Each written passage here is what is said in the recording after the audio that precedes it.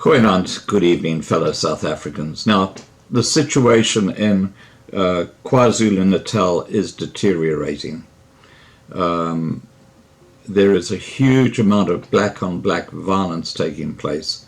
It's basically the Xhosa and the Zulu, the traditional people who lived in KwaZulu-Natal, who are now raising the ante against people who've come in from the north, like the Somalis, the Zimbabweans, and so on.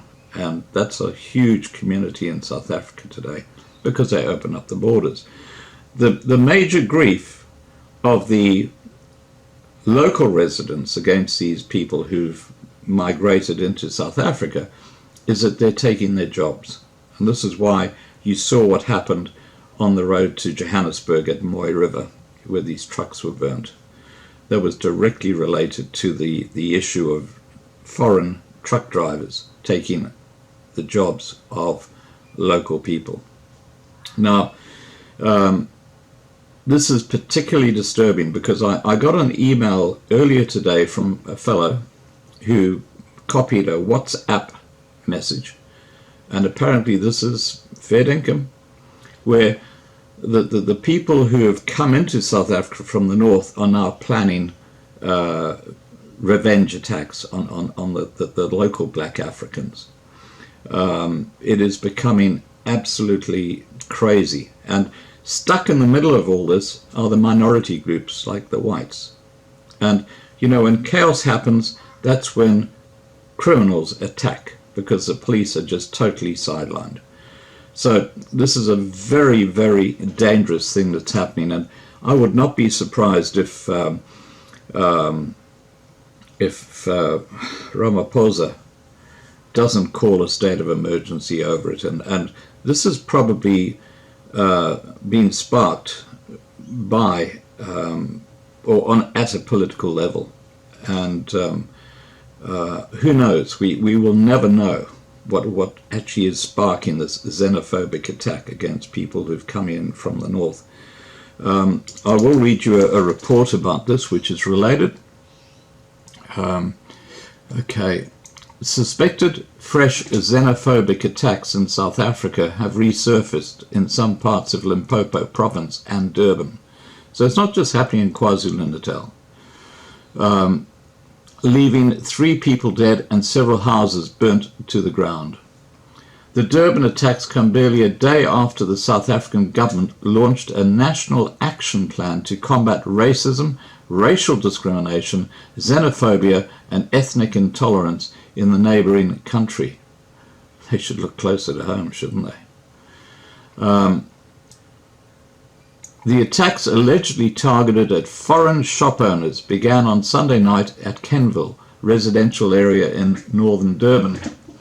Residents woke up to screaming and chants as a mob of people walked through the area, overturning refuse bins, cutting down tree branches, burning tires, looting shops, and stoning cars and homes. In a telephone interview with the paper yesterday, South African police spokesman of KwaZulu-Natal province, Colonel Thulani Zwane, confirmed the latest developments, saying 2 protesters were shot dead after one of the affected foreign shop owners opened fire during the skirmishes. And Colonel Zwane goes on to say, on Sunday, shortly after 11 p.m, a group of more than 100 people in Kenville area outside of Durban went on a rampage between Seacow Lake and Ananda Roads, and I've done a video on that so you can see that, during which they blocked traffic using rubble from burnt tires.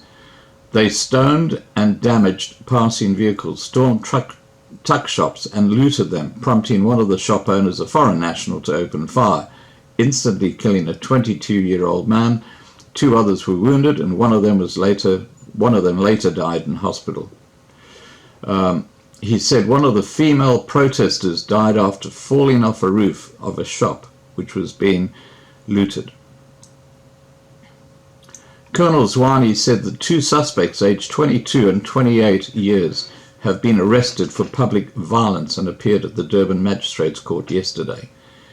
He said We have opened a case of public violence, 2 counts of murder, 1 count of attempted murder, as well as an inquest into the death of the woman who fell from the rooftop of a shop at China Mall.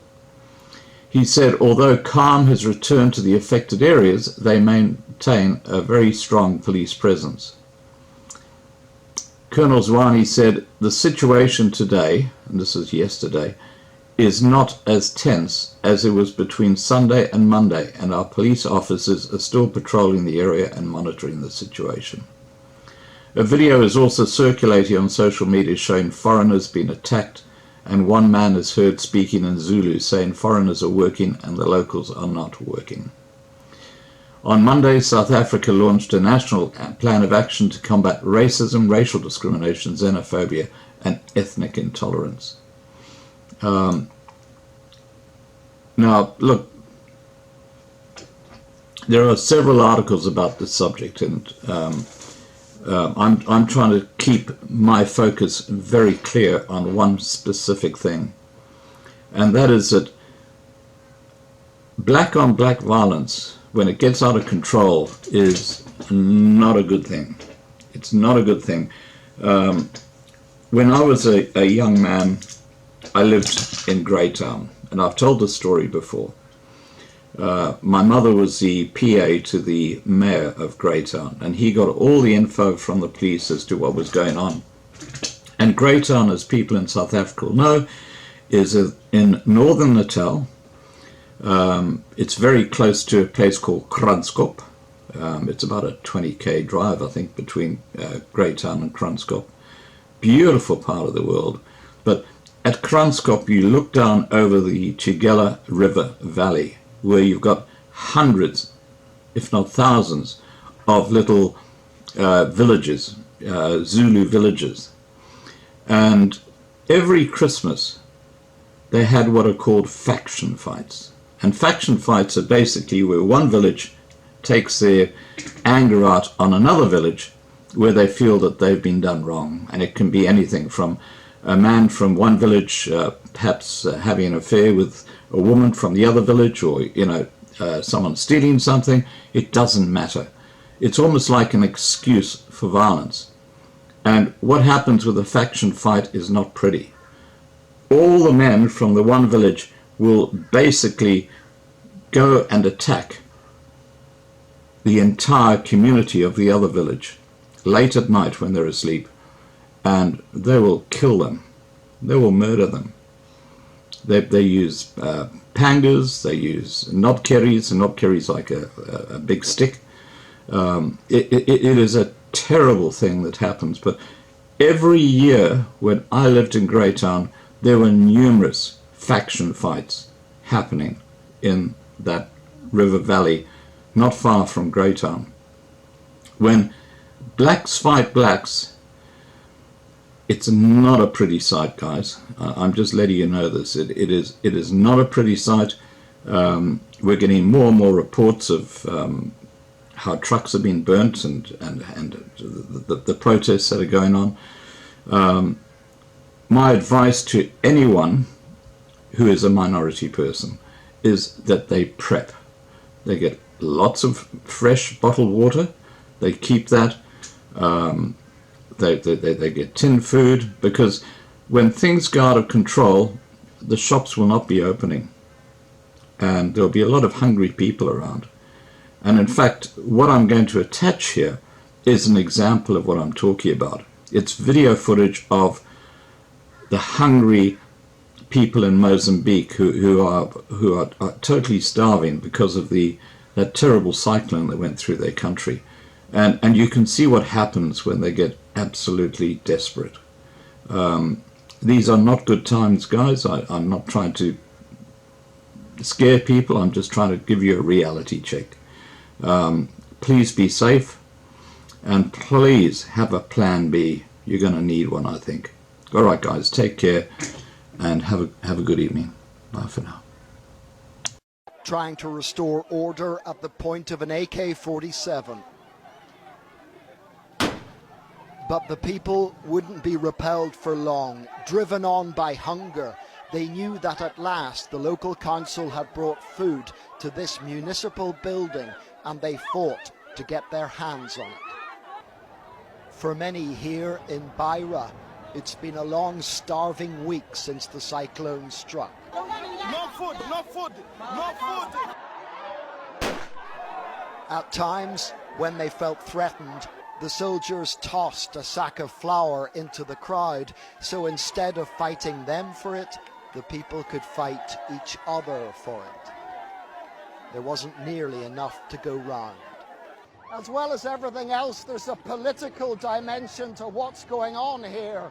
Mozambique's government does not enjoy much support in this area, and these people believe the inadequate response is both deliberate and vindictive.